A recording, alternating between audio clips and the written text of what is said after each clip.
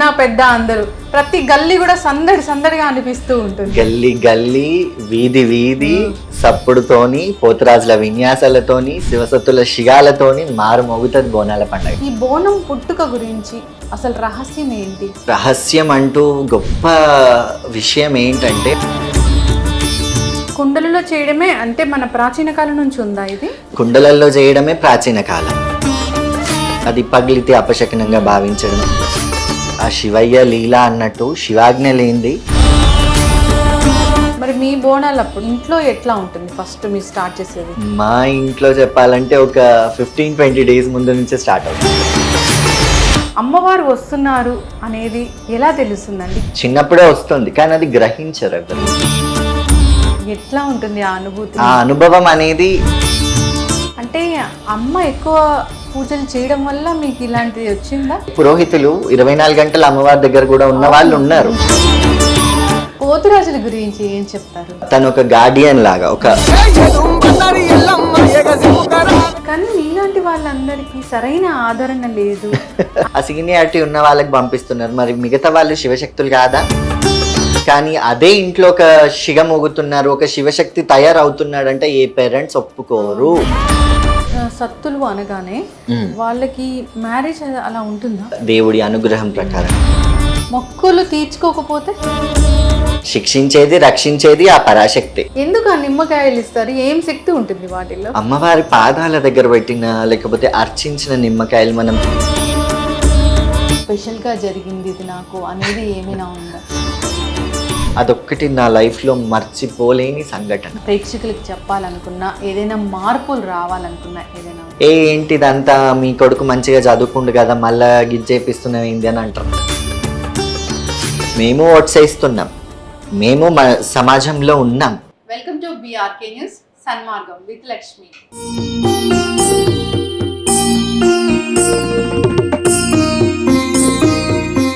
ఆషాఢ మాసం వచ్చింది. అమ్మవారికి మనం ఎంతో ఇష్టంగా బోనం సమర్పిస్తూ ఉంటాము. ఈ బోనాల పండుగ అనేది హైదరాబాద్లో స్పెషల్గా జరుపుకుంటూ ఉంటాము. హైదరాబాద్, గోల్కొండ, సికింద్రాబాద్లో మనము దీన్ని ఎంతో ఉత్సవంగా చేసుకుంటూ ఉంటాము. బోనం అంటే అమ్మవారికి సమర్పించే, అమ్మవారికి ఆమోదంగా సమర్పించే భక్ష్యము అని అర్థం. అందరూ ఎంతో ఇష్టంగా పాల్గొంటూ ఉంటారు. అసలు బోనాల వెనుక ఉన్న అసలు కథ ఏంటి, చరిత్ర ఏంటి, బోనాల పండుగని ఏ విధంగా జరుపుకోవాలి, మనకు తెలియని విషయాలు తెలుసుకుందాం. ఈరోజు మనతో పాటు ఉన్నారు శివశక్తి విష్ణు శౌర్య గారు. నమస్కారం అండి. నమస్తే. ఎలా ఉన్నారు? బాగున్నాను, మీరెలా ఉన్నారు? అంటే ఈ ప్రపంచాన్ని కాపాడడానికి ఆ శివయ్య ఉన్నట్లు ఖచ్చితంగా ఇక్కడ ఏదేదో జరుగుతూ ఉంటుంది. ఆ నెగిటివ్ ఎనర్జీ నుంచి మమ్మల్ని కాపాడడానికి మీలాంటి వాళ్ళు ఉంటారనడంలో ఎలాంటి సందేహం లేదు. చిన్న వయసే అవును, కానీ అమ్మవారంటే అంత ప్రీతి. బోనాల పండుగ అంటే మీరు గుర్తొస్తూ ఉంటారు. బోనం, తొలి బోనం మీది ఎప్పుడు స్టార్ట్ అయిందండి అసలు? నా తొలి బోనం నా చిన్న ఏజ్లోనే స్టార్ట్ అయింది. చూడడం చిన్న ఏజ్లో, ఎత్తుకోవడం కూడా చిన్న ఏజ్ అనే చెప్పుకోవచ్చు. హార్డ్లీ నేను ఇంటర్లో ఉన్నప్పుడు ఫస్ట్ బోనం ఎత్తుకోవడం, అమ్మవారికి సమర్పించడం, పూనకం రావడం, ఇవన్నీ నా ఇంటర్ సెకండ్ ఇయర్లోనే జరిగినాయి. మీరన్న మాట ప్రకారంగా ఆ శివయ్య లీల అన్నట్టు శివాజ్ఞ లేనిది చీమైన చిట్టుకుమన్నదంట. అలాగే ఆ శివయ్య శక్తి రూపాలుగా మమ్మల్ని ఒక అమ్మవారి సేవకులుగా మమ్మల్ని ఎంచుకున్నందుకు ఎంతో సంతోషంగానే ఫీల్ అవుతాం. అవును, అంటే బోనం అంటే మన తెలంగాణ సంప్రదాయంగానే చూస్తూ ఉంటాము. ఈ బోనం పుట్టుక గురించి అసలు రహస్యం ఏంటి? రహస్యం అంటూ గొప్ప విషయం ఏంటంటే అమ్మవారికి మనకి ఏ విధంగా అయితే 365 రోజులు అన్నాన్ని ప్రసాదిస్తుందో అలాంటి ఒక అమ్మకి అన్నాన్ని పెట్టడమే ఈ బోనాల పండుగ. ఇది రహస్యం అంటూ ఏం లేదు. ఒక తల్లికి పిల్లలు పెట్టే నైవేద్యం. సాధారణంగా మనం ఎప్పుడు చూసుకున్నా కానీ తల్లే పిల్లలకి పెడతారు, కానీ ఇక్కడ పిల్లలు తల్లికి పెట్టడమే ఒక గొప్ప విషయం. అది ఈ ఆషాఢ మాసంలో చేయడం, కుండలలో కానివ్వండి, సర్వలలో కానివ్వండి, అది చాలా పవిత్రంగా అమ్మవారికి తీసుకెళ్ళి ఎక్కించడమే ఈ బోనాలు. కుండలలో చేయడమే అంటే మన ప్రాచీన కాలం నుంచి ఉందా ఇది? కుండలలో చేయడమే ప్రాచీన కాలం. తర్వాత ఆ కుండలన్నీ అలాగే ఉండిపోవడం, అవన్నీ జమ అవ్వడం, ఇలాంటి అన్నీ అది పగిలితే అపశకనంగా భావించడం, ఇలాంటివన్నీ ఉన్నాయి. కాబట్టి రాగి పాత్రలో కానివ్వండి, వెండి బంగారం వరకు వచ్చింది మన బంగారు తెలంగాణ. చాలా స్పెషల్. అంటే తెలంగాణకి ఇది ఒక కిరీటం లాగా ఉంటుంది ఈ బోనాల పండుగ అనేది. బోనాల పండగ, బతుకమ్మ పండగ తెలంగాణని రిప్రజెంట్ చేసే పండగ. అవును. ఎంత సంతోషంగా ఉంటుందో. చిన్న పెద్ద అందరూ. ప్రతి గల్లీ కూడా సందడి సందడిగా అనిపిస్తూ ఉంటుంది. గల్లీ గల్లీ, వీధి వీధి సప్పుడుతోని, పోతురాజుల విన్యాసాలతోని, శివసత్తుల శిగాలతోని మారు మోగుతుంది బోనాల పండగ. అవును. బోనం చేయాలి అనుకుంటే అసలు ఎట్లా స్టార్ట్ చేయాలి? ఏ రోజున స్టార్ట్ చేయాలి? దాంట్లో ఏమేమి ఉండాలి? అమ్మకి ఏ విధంగా సమర్పించాలి? ఎలాంటి నియమ నిష్టలు పాటించాలి? నియమ నిష్టలు అని అంటే ఏది ఉన్నా కానీ ముందుగా ఫస్ట్గా మనం చూసుకుంటే శుచి, శుభ్రత, పవిత్రమైన మనసు. అమ్మవారికి డెడికేటెడ్గా మనము భక్తితో అమ్మవారికి వండి ఒక్కొక్క ఏరియాలో ఒక్కొక్క వారం జరుగుతాయి బోనాలు. అంతటా ఒకే వారం జరగదు. ఇప్పుడు సిటీలో చూసుకుంటే ఆషాఢ మాసంలో జరుగుతుంది, పల్లెటూర్లలో శ్రావణ మాసం వరకు జరుగుతాయి. ఏ రోజు అయితే చేస్తారో ఆ రోజుకి 2 days ముందు నుంచే ఇళ్ళన్నీ క్లీన్ చేసుకోవడం, ఆర్భాటం, బంధువులంతా రావడం, చుట్టాలని పిలుచుకోవడం, పిండి వంటలు చేసుకోవడం, అదొక గ్యాదరింగ్, ఒక సోషల్ గ్యాదరింగ్ ఏర్పడుతుంది. తర్వాత బోనాల రోజు ఉదయమే స్నానం చేసుకొని ఇంట్లో దీపారాధన తర్వాత అమ్మవారికి పవిత్రంగా నోటికి బట్ట కట్టుకొని, అంటే మన నోటి మాట నుంచి వచ్చే తుప్పిర్లు కూడా అందులో నైవేద్యంలో పడకుండా అమ్మవారికి నైవేద్యం వండి సున్నం పెట్టి పరమాన్నం కానివ్వండి, పచ్చన్నం కానివ్వండి, పెరగన్నం కానివ్వండి, అమ్మవారికి పెట్టే నైవేద్యాలు అది వండుకొని అమ్మవారికి పవిత్రమైన పాత్రలో మనం అలంకరించుకొని అందులో నైవేద్యం పెట్టి తీసుకెళ్తాం. అది బోనాలు. ఎస్. సో ఏ పాత్ర అయినా మీరు అన్నట్లు అవును. సాధారణంగా స్టీల్ అయితే ఎవరు వాడరు, చాలా తక్కువ. స్టీల్ అయితే కొంచెం నిషేధించాలి. ఎందుకంటే మనం దైవతారాధనకి ఎక్కువగా వాడేది రాగి, కంచు, బ్రాస్, ఇవే వాడతాం. ఇత్తడి, ఈ 3 వాడతారు ఎక్కువ మటుకి. ఇవే వాడాలి మ్యాక్సిమం వరకు. మరి మీ బోనాలప్పుడు మీరు స్టార్ట్ చేస్తున్నప్పుడు ఇంట్లో ఎట్లా ఉంటుంది ఫస్ట్ మీరు స్టార్ట్ చేసేది? మా ఇంట్లో చెప్పాలంటే ఒక 15-20 days ముందు నుంచే స్టార్ట్ అవుతుంది. ఎందుకంటే వాటికి అన్ని షెడ్యూల్ చేసుకోవడం, ఎక్కడెక్కడ బోనాలు ఉన్నాయి, మేము ఎక్కడికి వెళ్ళాలి, ఇంట్లో ఎప్పుడు చేసుకోవాలి, అమావాస్య రోజు ఎటువంటి పూజ చేయాలి, అమ్మవారికి ఏ విధంగా వడి బియ్యం పోసుకోవాలి, మేము ఏ విధంగా అలంకరణ అవ్వాలి, ఇలాంటివన్నీ ఆలోచించుకొని ఇల్లంతా, మాకు శివశక్తులకు ఉండే అతి పెద్ద పండగ బోనాల పండగ. అన్ని పండగలు చేసుకుంటాం, అన్నిట్లో పార్టిసిపేట్ చేస్తాం, కానీ బోనాలు అంటేనే మాకు ఎక్కువ ప్రాముఖ్యత కాబట్టి ఇల్లంతా క్లీన్ చేసుకోవడం, బంధువులందరికీ చెప్పుకోవడం, ఇంకా అన్ని ఎక్కువ నియమాలు మాకు ఉంటాయి కాబట్టి అవన్నీ ముందు నుంచి ఫాలో అప్ అవుతుంటాం. ఓకే. గోల్కొండ, సికింద్రాబాద్, లాల్ దర్వాజా ఈ 3 చోట్లకి వెళ్తాను. ఓకే. సో బల్కంపేట్కి కూడా వెళ్తాం. బల్కంపేట సికింద్రాబాద్ బోనాల్లోకి వస్తుందా? లేదు. సికింద్రాబాద్ బోనాలు అనేది ఆషాఢ మాసంలో 3వ వారం జరుగుతుంది, 3వ ఆదివారం. బల్కంపేట ఎల్లమ్మ కళ్యాణం వచ్చేసి ఆషాఢ మాసంలో మొదటి మంగళవారం అమ్మవారికి కళ్యాణం జరుగుతుంది. ఆ రోజు సాయంత్రం బోనాలు, బుధవారం నెక్స్ట్ డే వచ్చేసి అమ్మవారి ఊరేగింపు రథం జరుగుతుంది అనమాట అమ్మవారికి. అదొక్కటి బల్కంపేటలోనే ఉంది. ఇప్పుడు ఏ టెంపుల్లో బోనాలైనా అమ్మవారి కళ్యాణాలు లేవు, బల్కంపేటలో ఒక్కటి మాత్రం కళ్యాణము ఉంది, రథం కూడా ఉంది. అదొక్క బల్కంపేటకు ఉన్న గొప్ప విషయం. అయితే బోనం సమర్పించడానికి మన దగ్గరున్న అమ్మవారి టెంపుల్కి ఎక్కడైనా వెళ్ళొచ్చు, గ్రామ దేవతల ఆలయాలకి ఎక్కడైనా చేయొచ్చు. సాయంత్రం పూటనే, సాయంత్రం అని ఒకప్పుడు ఉండేది. ఒకప్పుడు ఏంటంటే ఉదయం అంతా ఉపవాసం ఉండి సాయంత్రం బోనాలు తీసుకెళ్లేవాళ్ళు, లేకపోతే మార్నింగ్ జంతు బలులు ఇచ్చి అవి వండుకొని తిని తాగి పోషమ్మ బోనం ఎత్తుకునేవాళ్ళు. ఒక్కొక్క ఊరి ప్రాంతం బట్టి ఉంటుంది. కానీ ఇప్పుడు ఏంటంటే ఇప్పుడు రెడీ అయ్యామా, బోనం చేసుకొని వెళ్ళి వచ్చేద్దాం. ఎందుకంటే పబ్లిక్ దృష్టిలో కానివ్వండి, ఇప్పుడు పబ్లిక్ ఎక్కువైపోతే దర్శనాలకి క్యూ లైన్ల ఇబ్బంది ఉంటుంది. ఇలాంటి అన్ని ఇబ్బందులు, మళ్ళీ ఫాస్టింగ్స్ ఎవరు ఉండలేకపోతున్నారు. మెయిన్ రీజన్ అందరూ పేషెంట్స్ అయిపోతున్నారు కదా. ఇవన్నీ దృష్టిలో పెట్టుకొని అమ్మవారికి పవిత్రంగా ఉదయమే నైవేద్యం పెట్టుకొని వచ్చేస్తున్నారు. ఉదయం నైవేద్యం పెట్టుకొని ఎవరు వచ్చేసి ఇంట్లో ఇంకా వాళ్ళు గ్యాదర్ అయ్యి అన్ని తినడం, పిండి వంటలు చేసుకోవడం, ఇలాంటివన్నీ జరుగుతుంటాయి. ఇక్కడ జంతు బలులు అనేది అసలు ఉండదు కదా? ఉంటుంది. ఇప్పుడు సిటీలో నిర్మూలించారు. ఇంట్లో జంతు బలులు చేసుకుంటారు. ఇంట్లో బోనం ముందు, బోనం చేసిన తర్వాత బోనం ముందు కోస్తారు కొంతమంది, యాట కోస్తారు, కోడ్లు కోస్తుంటారు. కోసి బోనాన్ని తీసుకెళ్ళి వచ్చే వరకు అది క్లీనింగ్ అయిపోతుంది అనమాట. ఇంకా వచ్చి అది కుక్ చేసుకుంటారు. వచ్చేసరికి ఆ ప్లేస్ అంతా క్లీన్ అయిపోతుంది. అది మేక కోస్తారు కదా, యాట కోస్తారు కదా, అదంతా క్లీన్ చేసిస్తారు అనమాట. పీసెస్ గా చేస్తారు. ఇంకా వచ్చిన తర్వాత వండుకొని తింటారు.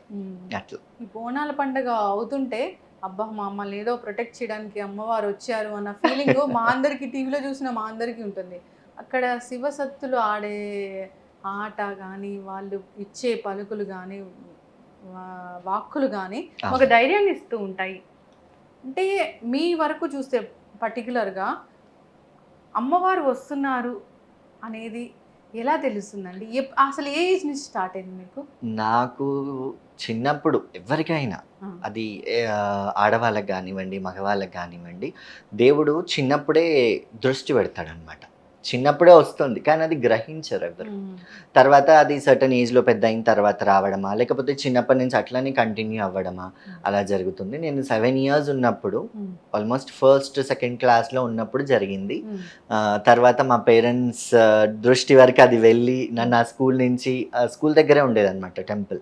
ఆ టెంపుల్లో జరిగినప్పుడు మళ్ళీ ఆ స్కూల్ మానిపించి వేరే స్కూల్ పంపించి 10th తర్వాత ఇంటర్ సెకండ్ ఇయర్లో నాకు మళ్ళీ జరిగింది, అమ్మవారు రావడం జరిగింది. ఎట్లా ఉంటుంది ఆ అనుభూతి నాకు చెప్తారా?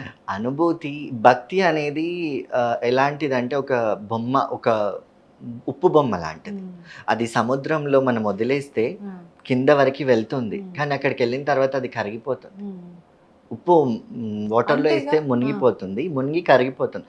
ఈ భక్తి కూడా అలాంటిది, మేము కూడా అలాంటి వాళ్ళం. ఆ అనుభవం అనేది చెప్పడానికి అంత వీలు లేనటువంటిది.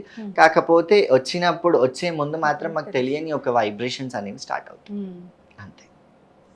అంటే అమ్మ ఎక్కువ పూజలు చేయడం వల్ల మీకు ఇలాంటిది వచ్చిందా? పూజలు చేస్తేనే భగవంతుడు పూనకం అవుతాడు అనేది తప్పు.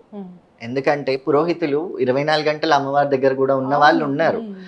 ఎంతోమంది సాధారణంగా ఇళ్లలో మహిళలు ఉంటారు, వాళ్ళు కూడా శుక్రవారం లక్ష్మీదేవికి అంటారు, శనివారం వెంకటేశ్వర స్వామికి అంటారు, మంగళవారం ఒక దేవుడికి అంటారు. ఇలా అన్నీ చేస్తున్నా కానీ వాళ్ళ వంటిపైకి రాదు. అది ఒంతులో ఉండాలి, తలరాతలో ఉంటేనే భగవంతుడు అనేది వస్తాడు అంతే. ఇప్పుడు అంటే ఆ పర్టికులర్ ఆ మూమెంట్ మీరు అనుభూతి చెందేది అంటే ఎట్లా ఉంటుంది అనేది నేను షేర్ చేసుకోవాలనుకుంటున్నా. టెంపుల్కి వెళ్ళినప్పుడే అమ్మవారు వస్తారు. టెంపుల్కి వెళ్ళినప్పుడు అనేది అంత క్లియర్గా కూడా చెప్పలేము. మాకంటూ కొన్ని ప్లేసెస్ ఉంటాయి, ఆ ప్లేసెస్లో వెళ్ళినప్పుడు ఇప్పుడు బోనాలు ఎత్తుకుంటాం, దండకాలు వేస్తుంటారు ఒక పూజారులు. దండకాలు వేసినప్పుడు అమ్మవారిని మేల్కొల్పు చేస్తుంటారు అనమాట.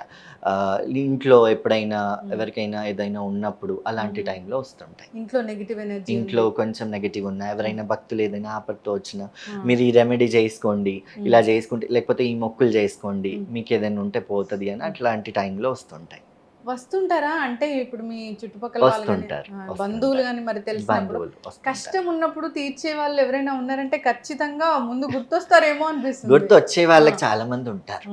మీరు అన్నట్టుగా ఆపద వచ్చినప్పుడు అమ్మ అని పిలుస్తాం కదా, ఆ పిలుపుతో అమ్మవారి దగ్గరికి వచ్చే వాళ్ళు చాలా మంది ఉంటారు. ఆ టైంలో మేము వాళ్ళకి కొన్ని రెమెడీస్ చెప్పడం, ఈ పూజ చేసుకోండి, అక్కడ టెంపుల్కి వెళ్ళండి, ఈ మొక్కులు చెల్లించుకోండి, లేకపోతే అక్కడ వెళ్ళి నిద్ర చేసి రండి, ఇలాంటి రెమెడీస్ చెప్తూ ఉంటాం. చాలా కలిసి రావట్లేదు, కష్టం ఉంది అని చెప్తూ ఉంటారు. ఆ పలానా ఆలయానికి వెళ్ళి ఈ పూజ చేయించుకోండి, లేకపోతే ఇక్కడ బోనాలు చేయండి, అమ్మవారికి ఈ విధంగా పోతురాజులను ఆడించండి, ఇలాంటివి చెప్తూ ఉంటాం.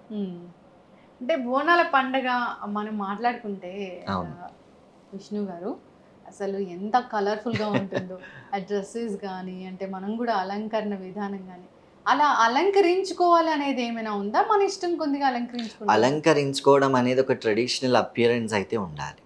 అలా అని మనం వెస్టర్న్గా అయితే చేయలేము. ట్రెడిషనల్గా వెళ్తే అదే కలర్ఫుల్. ట్రెడిషనలే కలర్ఫుల్ యాక్చువల్లీ చెప్పాలంటే కంపేర్ టు వెస్టర్న్. మన పూర్వీకుల నుంచి వచ్చిన బట్టలు మన అందరివి, మన తెలుగు వాళ్ళ బట్టలన్నీ తెలుగుతనాన్ని ఉక్కిపరుస్తూ మనల్ని, మన వంటిని, మన ఆరోగ్యాన్ని అన్ని విధాలా కాపాడుతూ ఆడవాళ్ళ ఔన్నత్యాన్ని, గొప్పతనాన్ని తెలియబరుస్తుంది మన తెలుగు బట్టలు. అట్లాంటి తెలుగు బట్టలు వేసుకున్నప్పుడు ఆ కలర్ఫుల్నెస్ ఉంటుంది అంతే. అట్లా ఉండాలి కూడా ఉంటుంది.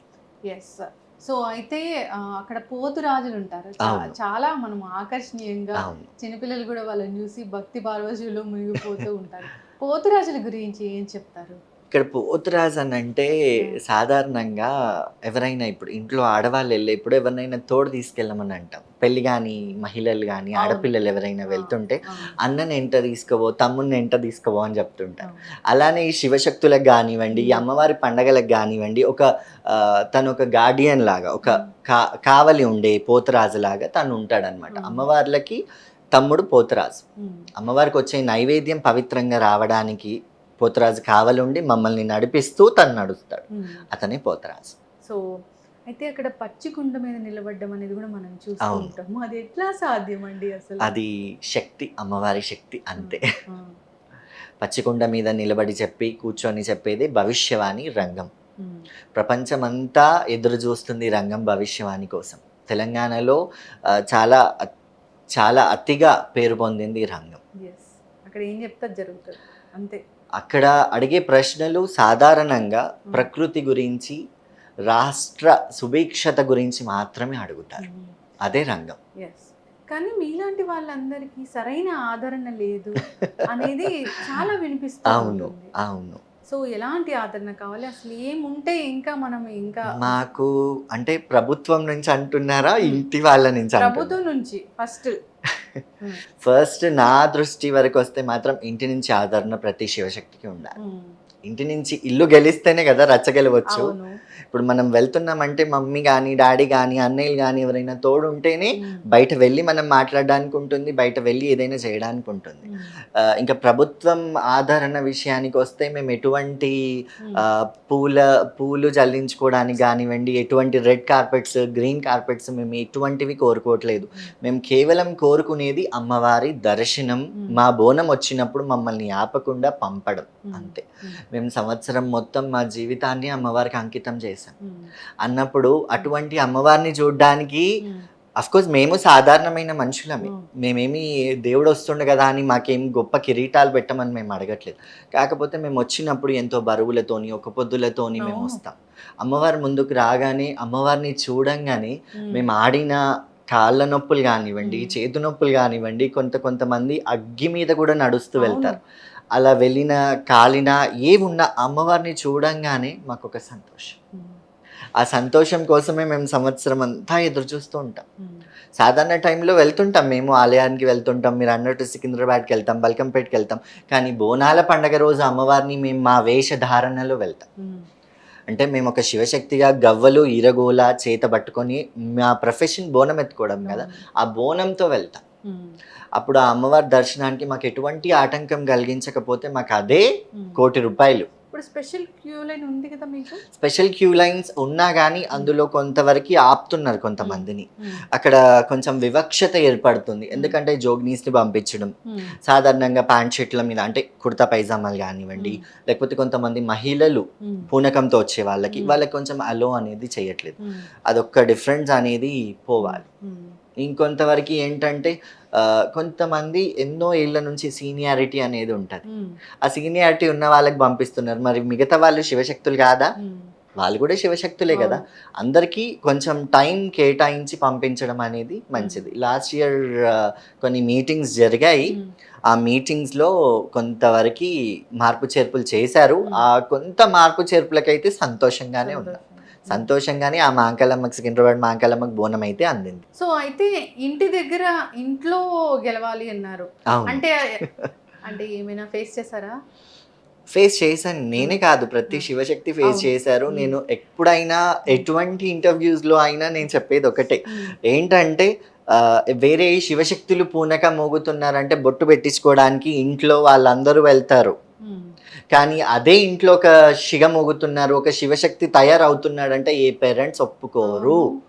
అది నేను ప్రతి ఇంటర్వ్యూలో నేను చెప్పేది అది ఒక్కటే. ఆ ఒక్క మార్పు మాత్రం రావాలి. కావాల్సుకొని చేసేది కాదు కదా ఇది. కావాల్సుకొని ఒక ప్రొఫెషన్ నుంచి ఈ ప్రొఫెషన్ ఎంచుకొని వచ్చేది కాదు ఇది. ఇది ఆ దేవుడి అనుగ్రహంగానే భావిస్తాం మేము. ఆ మార్పు అనేది రావాలి. అది ప్రతి శివశక్తి ఫేస్ చేస్తాడు. కానీ ప్రతి తల్లిదండ్రులకి ఏముంటుంది, నా కొడుకు మంచి జాబ్ చేయాలి, సాఫ్ట్వేర్ చేయాలి, లాయర్ అవ్వాలి, పోలీస్ అవ్వాలి అని. ఇందులో కూడా అండగా ఉన్న వాళ్ళు చాలా మంది ఉన్నారు. పేరెంట్స్ని చూసుకుంటూ బోనాలనే జీవనోపాధిగా పెట్టుకొని పేరెంట్స్ని చూసుకునే వాళ్ళు చాలా మంది ఉన్నారు. వాళ్ళని కూడా ఆదర్శంగా తీసుకోవాలి. ఇక్కడ ఏంటంటే వాళ్ళకు ఒక అవగాహన లేకపోవడమే దురదృష్టం. ఈ సత్తులు అనగానే ఉమ్. వాళ్ళకి మ్యారేజ్ అలా ఉంటుందా? శివశక్తులకి మ్యారేజ్ చేసుకోవడానికి అవకాశం ఉంటుంది. ఉమ్. ఇంకా అది వాళ్ళ ఇష్టానుసారం, వాళ్ళ దేవుడి అనుగ్రహం ప్రకారంగా ఉంటుంది. చేసుకోవడానికి అర్హత ఉంటుంది శివశక్తులకి. ఇప్పుడు ఈ శివశక్తులు మనం ఫీమేల్ రూపంలాగా భావిస్తామా? మీరు వెళ్ళేటప్పుడు ఎలా అమ్మ అన్న పూనకం వచ్చినప్పుడు అమ్మగానే సంబోధిస్తారు కదా, అదొకటి. అమ్మ అంటే అమ్మవారు వస్తుంది కాబట్టి అమ్మ రూపంగానే సంబోధిస్తారు. సాధారణ టైంలో సాధారణ మనుషులమే, అంతే. అసలు మీ అమ్మగారు ఏమన్నారు చెప్పండి? మా అమ్మగారు స్టార్టింగ్లో చాలా వరకు నన్ను అపోజ్ చేశారు. ఇంట్లో చాలా అపోజిషన్స్ వచ్చాయి. ఇప్పుడు వాళ్ళ సపోర్టే నాకుంది. ఆషాఢ మాసం వచ్చింది, ఇంకా అవును, ఖచ్చితంగా మనకి ఇది పెద్ద పండగలాగే ఉంటుంది ఈ పెద్ద మాసం పండగ అంతా. అంతే.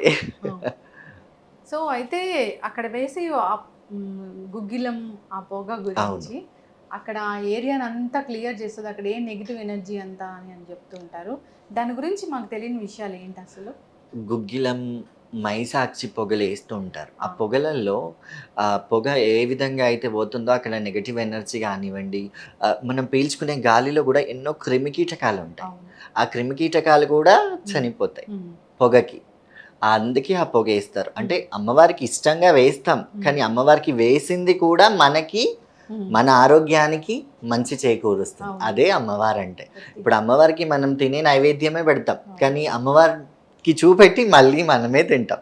అక్కడ అమ్మవారు కూడా మీరు చూడండి, అమ్మవారికి చూపెట్టి మనం తినడం అంటే మన కడుపు నింపాలనే చూస్తుంది తల్లి, అంతే.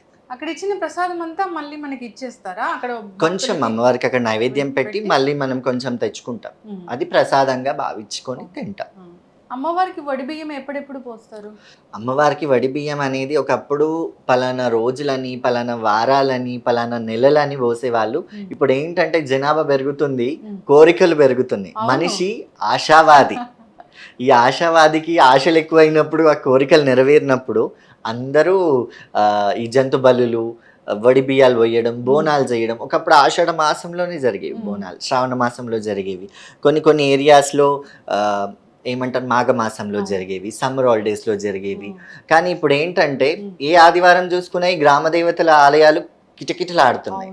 ఎందుకంటే జనాభా పెరుగుతున్న కొద్దీ వాళ్ళ మొక్కులు పెరుగుతున్నాయి. ఆ మొక్కులు నెరవేర్చుకోవడానికి పబ్లిక్ కూడా తండోపతండాలుగా అమ్మవారిని దర్శించుకుంటున్నారు. మొక్కులు తీర్చుకోకపోతే? మొక్కులు తీర్చుకోకపోవడం అనేది కొన్నిసార్లు అమ్మవారి ఆగ్రహం. కొందరు అంటారు అమ్మవారి ఆగ్రహం అనేసి.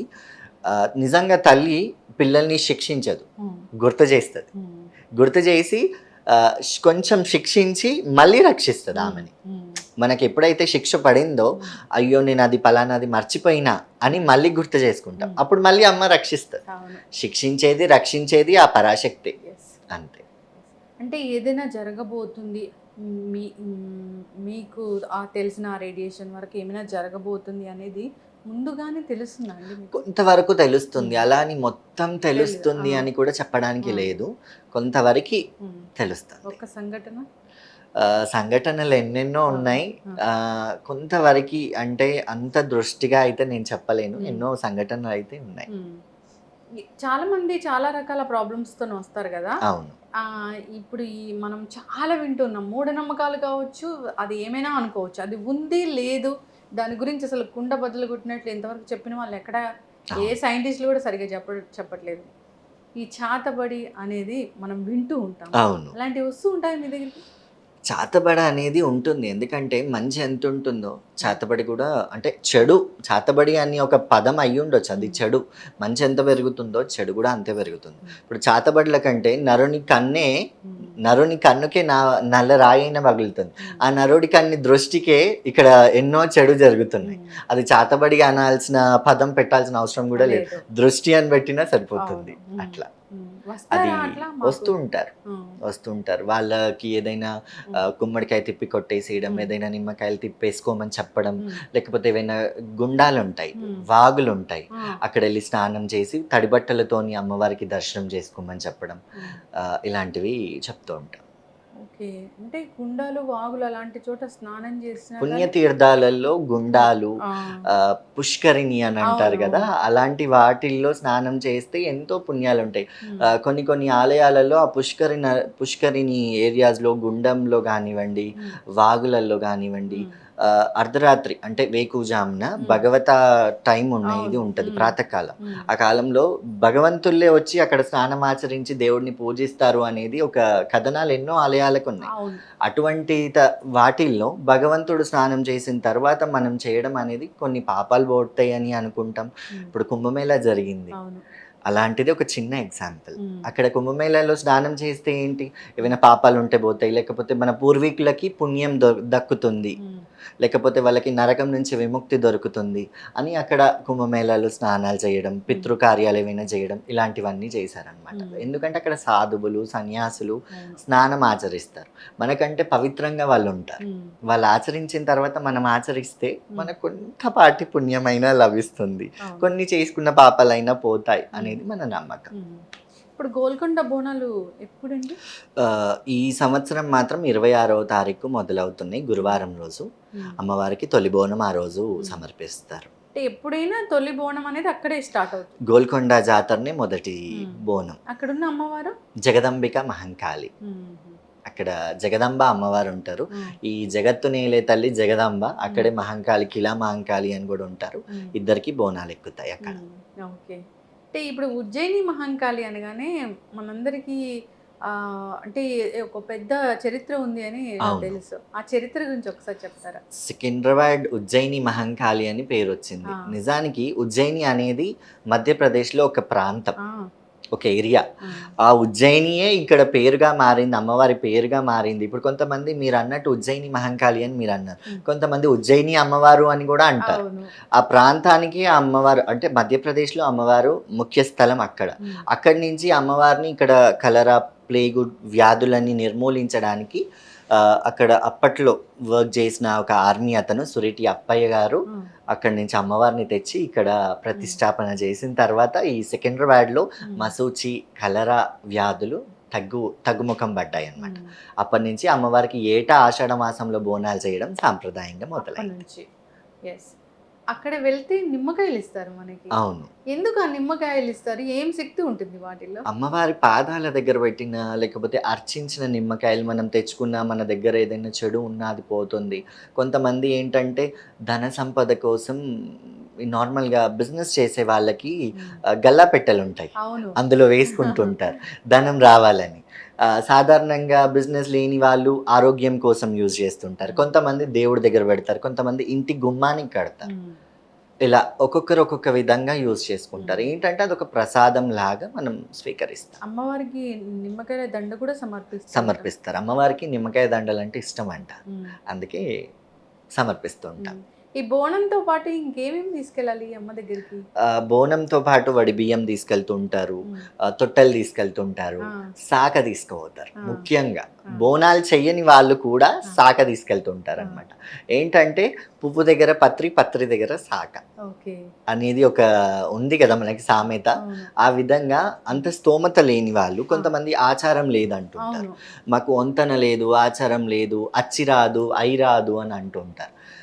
అట్లాంటి టైంలో ఏంటంటే శాఖనన్నా పోసొస్తారు. ఒక హ్మ్. తాజా వాటర్ తీసుకొని చెంబులో గానీ, సర్వలో గానీ హ్మ్. తీసుకొని వేప కొమ్మలు వేసుకొని హ్మ్. అమ్మవారికి తలపై పెట్టుకొని అక్కడ అమ్మవారి పాదాల దగ్గర శాఖ పోస్తారు. హ్మ్.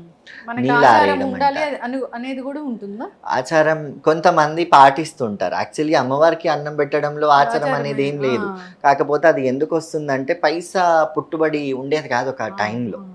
ఇప్పుడంటే అందరూ చేస్తున్నారు గానీ, ఒకప్పుడు నానమ్మ, తాతల వయసులో హ్మ్. పైసా పుట్టుబడి ఉండేది కాదు.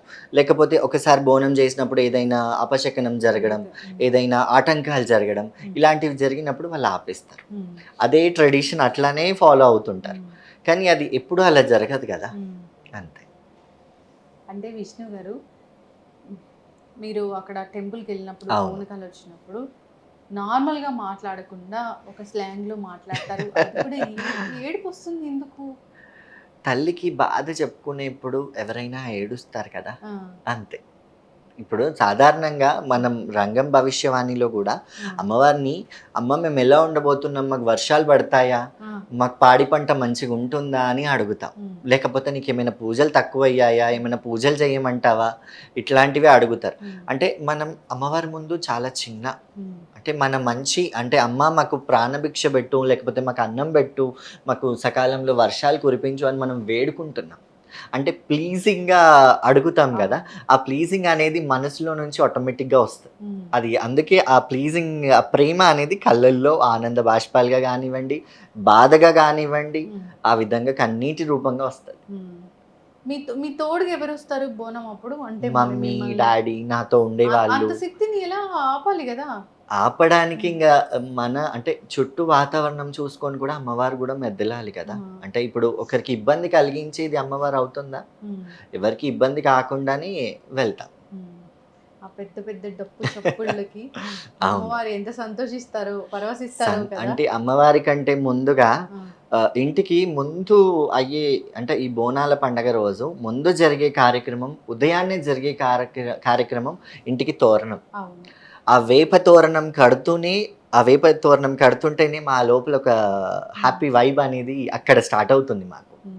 ఆ వేప, అంటే వేపాకు, మా ఇంటికి వేపాకు, అరే అదొక చూడంగానే అదొక సంతోషం అక్కడ మొదలవుతుంది. ఇంకా అందులో అమ్మవారి బోనం తీసుకెళ్ళే ఇప్పుడు ఇంకా వెళ్ళి అక్కడ అమ్మవారి దర్శనం తర్వాత ఇంకా మా సంతోషానికి హద్దులు ఉండవు. 12 ఏళ్ళ నుంచి బోనాలు సమర్పిస్తూ ఉన్నారు. ఎంతో శక్తి ఉండి ఉంటుంది. అంటే అందరికీ అమ్మవారు రారు. అవును. ప్రత్యేకంగా ఆవిడ సెలెక్ట్ చేసుకుంటేనే అలా వస్తారు. అలా అని కూడా నేను చెప్పలేను. తల్లిదండ్రులు చేసుకున్న పుణ్యం అయి కూడా అయ్యుండొచ్చు, అదే పూర్వజన్మ సుకృతం అయ్యుండొచ్చు.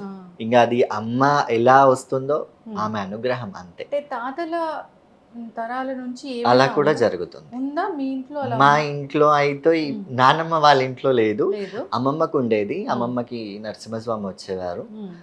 తను 2 years back she passed away, but తనకు వచ్చేది. నేను నా లైఫ్లో చూసిన ఫస్ట్ పూనకం మా అమ్మమ్మ. నేను నా లైఫ్లో చూసిన ఫస్ట్ బోనం మా అమ్మమ్మ వాళ్ళ ఇంట్లోనే. ఆ తయారు చేసే విధానం, అమ్మవారికి ఎక్కించే విధానం మొత్తం ఫస్ట్ అమ్మమ్మ వాళ్ళ ఇల్లే.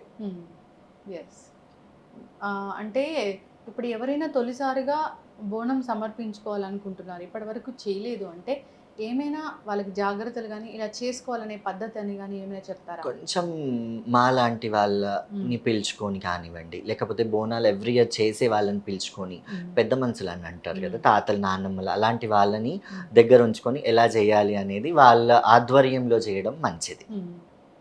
అట్లా మొదలు పెట్టుకుంటే ఏం జరగదు. కొంతమంది ఏంటంటే ఫస్ట్ టైం చేస్తున్నాం కదా, శివశక్తులను పిలిపించి బోనాలు ఎత్తిస్తాము, జోగినీలను పిలిపించి బోనాలు ఎత్తిస్తాము అని వాళ్ళు ఫస్ట్ టైం వాళ్ళకి ఎత్తించి తర్వాత నుంచి వాళ్ళు ఎత్తుకుంటూ ఉంటారు. మరి అసలు ఇది చాలా ప్రీషియస్ టైం, బిజీగా ఉంటారు, అందరికీ అందుబాటులో ఉండరు కదా. అవును. అనుకోకుండా ఇంకా వస్తుంది కదా టైం, ఇంకా టైం రాగానే ఇంకా బిజీ షెడ్యూల్. ఇప్పుడు సండే నుంచి స్టార్ట్ అవుతుందా? వెనస్డే అమావాస్య ఉంది కదా, థర్స్డే నుంచి స్టార్ట్ అవుతుంది. వెనస్డే పూజ తర్వాత అందరూ మొదలు పెట్టుకుంటారు. 15 days ఉంటుంది, 1 month ఉంటుంది. ఇంకా చెప్పాలంటే 2 months కూడా ఉంటుంది. శ్రావణ మాసంలో కూడా జరుగుతాయి బోనాలు. అవును. అయితే ఇప్పుడు నిప్పుల మీద నడక అనేది అవును అనేది అది అసలు ఎంత, అంటే చెప్పలేను, ఎంత శక్తి ఉంటే నడవగలరు. అవును. ఆ టైంలో ఏంటంటే మేము ఒక ఏమంటారు, ఒక లోన్లోకి వెళ్ళిపోతాం. అంటే ఒక దైవతారాధన అనేది వెళ్ళి మమ్మల్ని మేమే మర్చిపోతాం.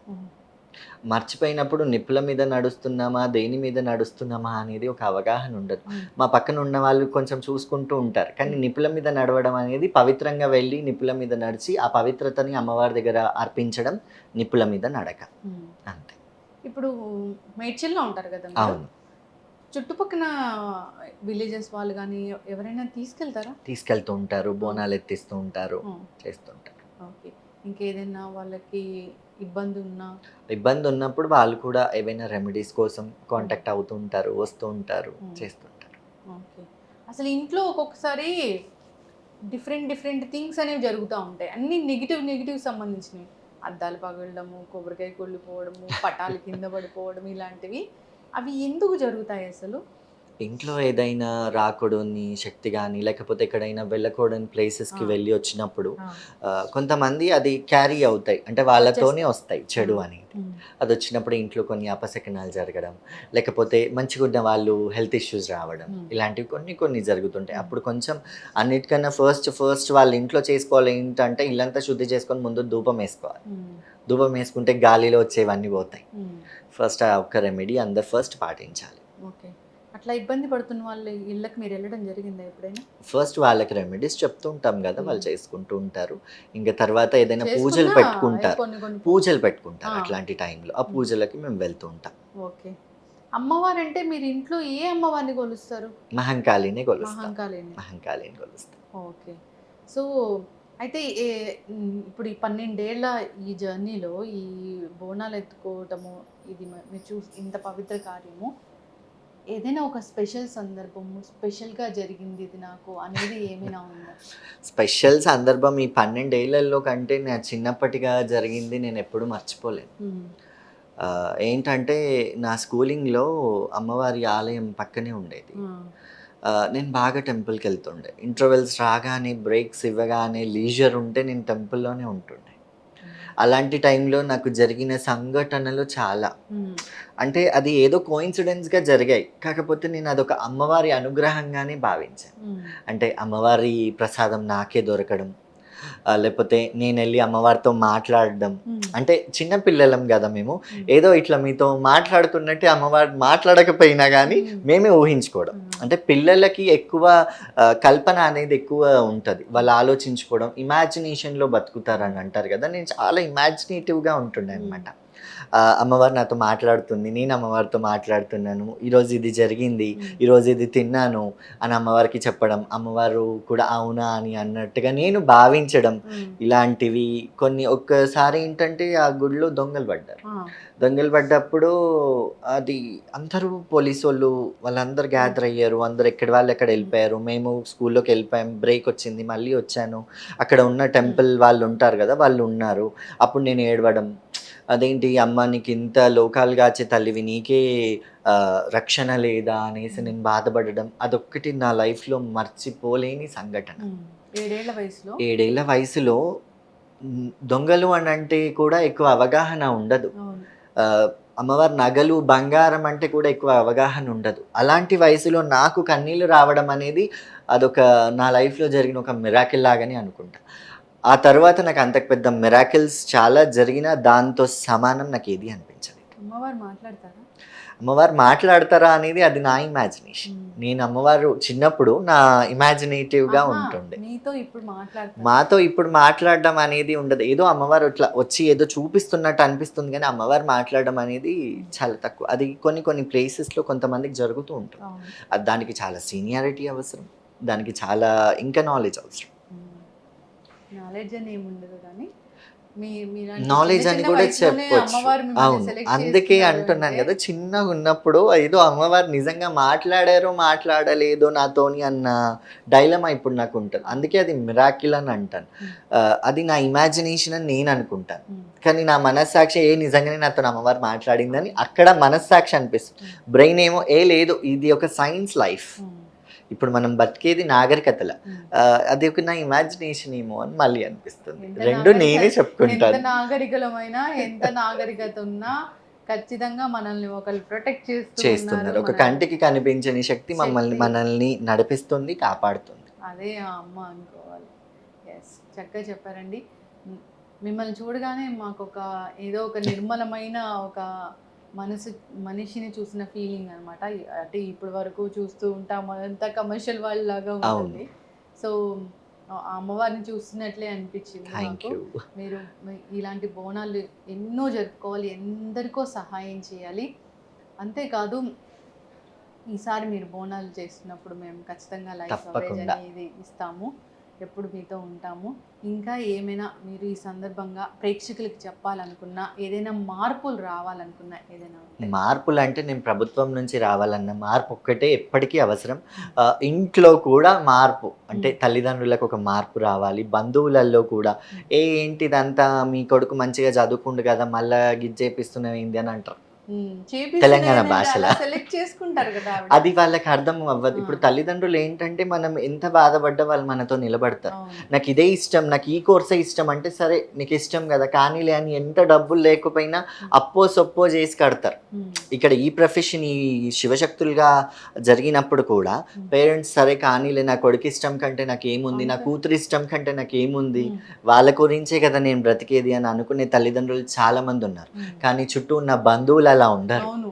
ఆ బంధువుల నుంచి ఫోర్స్ అనేది వస్తుంటది. ఏంటిది ఏంటిది అని. అలాంటి ఫోర్స్‌లో అంటే వాళ్ళంతా సామాన్యమైన ప్రజలే కదా! అంతే. ఆ ప్రజల్లో మార్పు రావాలి. ప్రభుత్వంలో మాకంటూ ఒక స్పెషల్ దర్శనం. మేమేమి ఆహ్, ఏ పొజిషన్స్ కోరుకోవట్లేదు. మాకేదో ఎమ్మెల్యేలుగా ఇవ్వండి, ఎంపీలుగా ఇవ్వండి, మాకు జాబ్‌లు ఇవ్వండి, పెన్షన్‌లు ఇవ్వండి. ఇలా అన్నీ అది గవర్నమెంట్ ఆలోచిస్తదేమో. కాకపోతే మాకేంటంటే మేము ఓట్సేస్తున్నాం. మేము సమాజంలో ఉన్నాం. మాతో తెలంగాణ కల్చర్ రిప్రజెంట్ అవుతుంది. అవును. అయినప్పుడు మాకు ఒక స్పెషల్ దర్శనం. స్పెషల్‌గా అంటే మాకేదో అందరిని జరిపేసి మమ్మల్నే పంపించాలి అని కూడా కాదు. అవును. అది మేము ప్రత్యేకమైన అడిగేది రోజు ఏంటంటే, వాళ్ళకి. మేమెంతో సంవత్సరం అంతా ఎదురు చూస్తాం అవును. కాబట్టి జస్ట్ మాకు ఎటువంటి ఆపకుండా, ఆటంకాలు లేకుండా పంపించేస్తే చాలు. ఉమ్. ఏం విన్నారంట మీ అమ్మగారు మిమ్మల్ని గురించి అన్నది ఏం బాధ పెట్టిందంట అసలు? బాధ పెట్టింది అనంటే ఎన్నో జరిగాయి. కాకపోతే ఇంగ మమ్మీ వాళ్ళు అన్నీ ఓర్చుకొని, నాకు సంతోషం అవ్వడానికి వాళ్ళు ధైర్యాన్నిస్తూ ఆ. నడిపిస్తున్నారింకా. ఖచ్చితంగా అండి. ఇది మన సంప్రదాయం. ఇది తెలంగాణ సంస్కృతి సంప్రదాయాల్లో చాలా క్రూషియల్ రోలే ఈ క్రూషియల్ రోల్ బోనాలు. ఇది. ఇలా అమ్మవారు వస్తున్నారు, అమ్మవారి కోసం మీరున్నారు అంటే చూసారా? అందరము మేము చాలా సంపాదించేసేయాలి, పెద్ద పెద్ద జాబుల్లో సెటిల్ అవ్వాలి ఇలా ఆలోచించకుండా, సో ఆ అమ్మ కోసం మీరున్నారు అంటే అది చాలా స్పెషల్. అది ఒక సేవ. సేవా భావం. అలా ఎంచుకున్నారు ఆవిడ. అలా లేనిదే ఇప్పుడు మమ్మల్ని మేము అనుకుంటాము, అవుతామా? అవ్వలేదు. అవును. ఆ శక్తి అనేది ఉండాలి. ఆ పుట్టిన ఆ గడియ. జాతకము, గడియ, నక్షత్రం అంతే. అలా ఉంటేనే గాడ్స్ గిఫ్ట్. యెస్. అలా వస్తారమ్మా. మేము అందరము ఆ గుడిలో దొంగలు పడితే చూస్తాము. కానీ మా కన్నీళ్ళు రావు. మేమేందో అని ఆలోచిస్తూ ఉంటాం. అంతే. అదేంటి ఇలా జరిగిందని హ్మ్. కెమెరాస్ చూస్తుంటారు. కానీ అంతే. నేను అక్కడే కుప్పకూలిపోవడం అనేది నా లైఫ్‌లో మర్చిపోలేని సంఘటన. ఎప్పుడు మేము కూడా మిమ్మల్ని ఫాలో అవుతూ ఉంటామండి. తప్పకుండా. సో చిన్నవాళ్ళైనా మీరు ఇలాంటి రోల్ పోషిస్తున్నారంటే ఖచ్చితంగా అభినందించాల్సిందే. గాడ్ బ్లెస్ యూ అండి. మంచి మంచి ప్రోగ్రామ్స్ చేయండి, మంచి మంచి కార్యక్రమాలు చేయండి. So thank you so much అండి స్టూడియోకి వచ్చినందుకు. ధన్యవాదాలు.